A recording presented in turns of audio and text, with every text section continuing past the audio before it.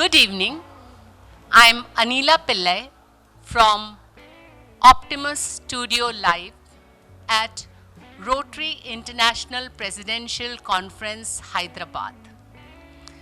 आज हमारे साथ जो पर्सनालिटी शख्सियत बैठी हैं, उन्होंने एक दो माउंटेन क्लाइंबिंग नहीं की है, 7 महाद्वीपों के हाईएस्ट माउंटेन्स को वो क्रॉस कर चुकी है। ये है हमारी साहसी महिला अनीता कुंडू। उनसे हम बात करेंगे। Welcome Anita and talk to us about आपके जो एक्सपीडिशंस हुए हैं। मैंने पढ़ा भी है और मैंने सुना भी है कि आपके हर एक्सपीडिशन 2 महीने से ज़्यादा होते हैं।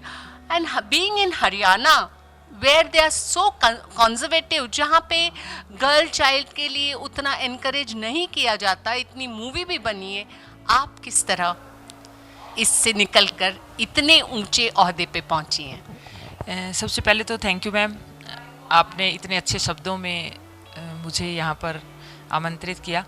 और हरियाणा का जो कल्चर है वो बहुत थोड़ा डिफरेंट है। एक लड़की के लिए वहाँ से निकलना और इतना सर्वाइव करना बहुत डिफ़िकल्ट है। लेकिन मैं एक ही बात कहती हूँ कि अगर आपके सपने हैं तो कोई भी चीज़ ऐसी नहीं है कि जो असंभव है। आपके अंदर कितने वो सपने धड़कते हैं ये मायने रखता है।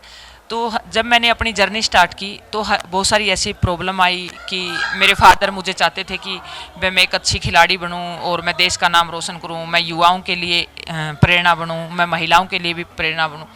और वो एक किसान थे, उनका सपना था कि मैं अंतर्राष्ट्रीय लेवल पे कुछ ऐसा काम करूं जिससे मेरे देश के अंदर, मेरे राज्य के अंदर चेंज आए और लोग महिलाओं के बारे में भी सोचे कि महिलाएँ भी बहुत कुछ कर सकती हैं।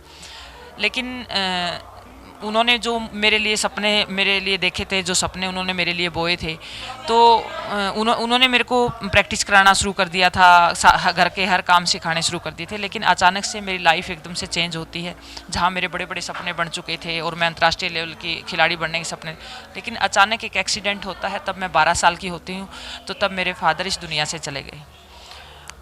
उसके बाद मेरी मदर विडो हो गई और मेरी माँ बिल्कुल अनपढ़ है, वो एक हाउसवाइफ है।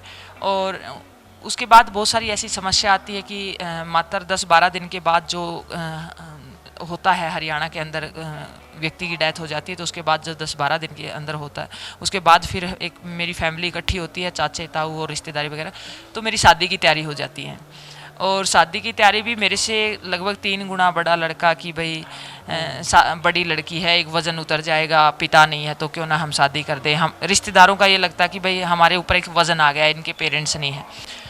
ऐसी सिचुएशन में अपने आप को निकालना और उनका अपनों से लड़ना, वो अर्जुन की बात जब मुझे याद आती है, जब श्री कृष्ण कहते कि आप तीर चलाइए, वो कहता कैसे चलाऊं कि मेरे सामने मेरे अपने मामा फूफा चाचे ताऊ खड़े हैं। तो उन्होंने कहा कि आप अब कर्म कीजिए, अगर आप ऐसा सोचेंगे तो आप आगे नहीं बढ़ पाएंगे, आप कर्म नहीं कर पाएंगे। तो वही चीज़ मेरे सामने आई कि मैं कैसे बोलूँ, कैसे विरोध करूँ। मैं पढ़ना चाहती हूँ, मैं आगे बढ़ना चाहती हूँ, मैं देश के लिए कुछ करना चाहती हूँ।